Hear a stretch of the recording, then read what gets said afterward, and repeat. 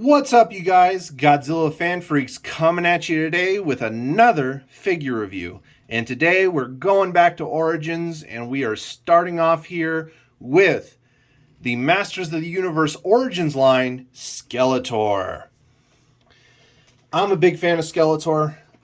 Getting back into Masters of the Universe collecting thanks to Nick Adams from the Monster Report. Again, if you don't know who that is, go check out the Monster Report on YouTube. He has a Facebook channel, Facebook page, YouTube channel, and Facebook page. He is also on Instagram, and he also does have a website. So be sure to go check out the Monster Report everywhere and give him likes and follows, subscribe. Nick Adams, he's a great guy. He reignited my spark and love for MOTU because I also grew up with Masters of the Universe. And yeah, so just really happy. And this was basically my first figure getting back into Masters of the Universe. So this is kind of a special review. And let's just kick it straight on in here. Let me get rid of his accessories here really quick. And let's just dive straight on into this figure with paint applications. Paint applications for Origins Skeletor here. You got that light blue for his skin all the way around. Very nice purples for his hood, his armor, his loincloth here, and of course his boots and his feet. You got blacks here for his underwear.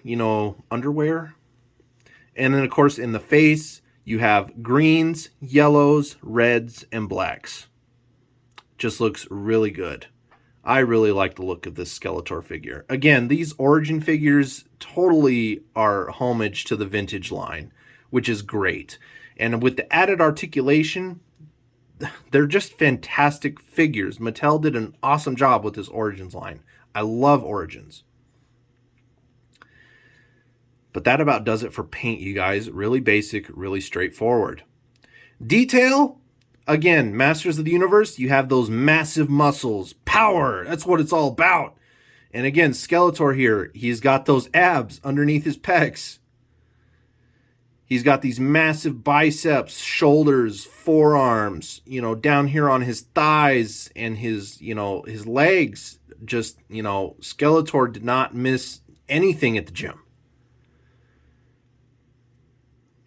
His hood, very nice wrinkles and everything in it all the way around. Looks really, really good. The face, very nice skeletal skull face. Very nice detail, with the lines painted on there for the teeth. Just everything etched in and painted just looks great. I mean, it looks vintage, Doesn't look modern at all. Of course, you got the mouth there too. It's not just like black. It literally is sculpted to where it has like depth. My camera, there it goes. His armor here, you have that bat dragon design etched into the sculpt there. You have all these studs here up on the shoulder pieces. You have the crossbones here. Look really nice. Then of course you have the ram, like a ram skull symbol down here for his belt, for his loincloth. You have the studs down here. Look really nice. Again, you just have all this muscle tone. Just looks really, really good all the way around. Man, look at that. That's nuts. Got all the fur down here for his underwear with all those lines. Looks really nice. Hands, fingers, very nicely sculpted and done. You actually get, see the knuckle detail in there, which is really cool. Down here on his boots, you have all those lines, and not necessarily fur, but I don't know what you would call that. Scale, skin, leathery detail. And then, of course, you have his 3 toes down here. Just very, very nicely well done. Articulation-wise, again, articulation with these guys is great for how small they are. He can look up so far. He can look kind of not really down, just more straight. And then, of course, he can look left. He can look right. You can get that tilt action out of the head. You can spin it all the way around. Arms can move forward and they can move back. They can kick down to the side. They can kick out straight. Elbows, very nice joint on the elbows. You can get some movement out of that. And then, of course, you have that swivel right there. Hands are on a hinge, as you can see, so you can tilt them upward. You can curve them inward ever so much. And then, of course, you can also rotate those. Waist joint. Nice swivel on the waist joint, so you can turn them. Legs, connecting to his waist, can kick back ever so far. They are kind of hindered by his underwear sculpt. They can kick forward ever so far. You can do the Eternia splits. And then, of course, they can swivel a little bit, but not much. Knees, very nice joint on the knees. You can kick them back. You can kick them pretty much straight. And then, of course, you can swivel them and pivot them as well.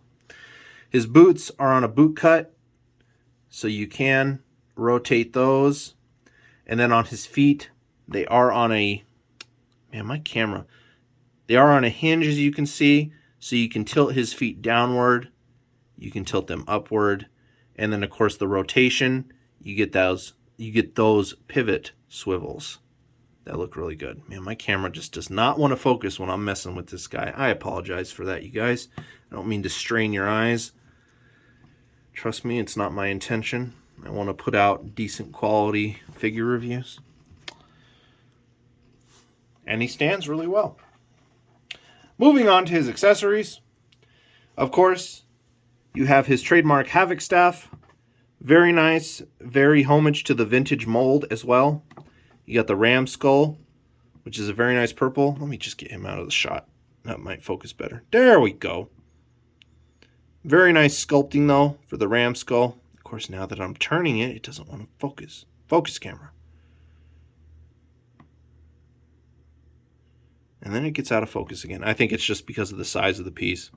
But it looks really nice all the way around. I'll just have to hold it a little far away. That way it's not so fuzzy. But it looks good all the way around. Very nice Havoc staff for this guy.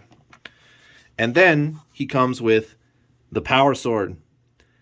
And I gave this Skeletor the other half of the Power Sword, so you guys get to see what that's like. And just because mine wasn't a firm attachment, it was still kind of separating in some parts. So I took the plunge, you guys, and I gave this Skeletor a full Power Sword, both halves, and I super glued it together. So these are not coming apart. But that's okay. I have other Power Swords for other figures. They're halves and they're wholes. So, you know, giving this guy and gluing these two together really didn't bother me all that much. But that way you guys get to see what it's like for the Origins line. If you have He-Man and Skeletor, you can put the swords together. You don't have to glue them like I did, especially if you just have one of each. But, you know, I just had that option and I went with it. And I don't mind Skeletor here having the full Power Sword. So you do have, you know, a silver there, which was He-Man's half, and then you have the purple, which is Skeletor's half. So very, very nice all the way around as far as the Power Sword goes. And you can fit that in his open hand if you want, just because you can't really fit it in the Havoc staff in the open hand, because you have this little slip here that you can slip over these fingers, so you can get him to hold the Power Sword very well. And then you just put the Havoc staff in his other hand. And then there you go. You have an Origins Skeletor. Balance him out. Bam! There we go. So, that just about does it. I don't do scaling, you guys, but he'll scale in well with anything if you have vintage, and then, of course, anything else Origins he'll scale in well with. They're 5.5 inches, so they're not quite 6. And that just about does it for this figure review, you guys. So, like always, we are Godzilla Fan Freaks. Hope you enjoyed my review on the Masters of the Universe Origins Skeletor.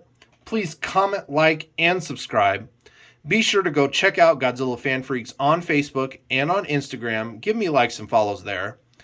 Also, be on the lookout for every Monday. I'm going to post when I am doing my well, now it's not really a new series, but my Kaiju Chill O'Clock episodes.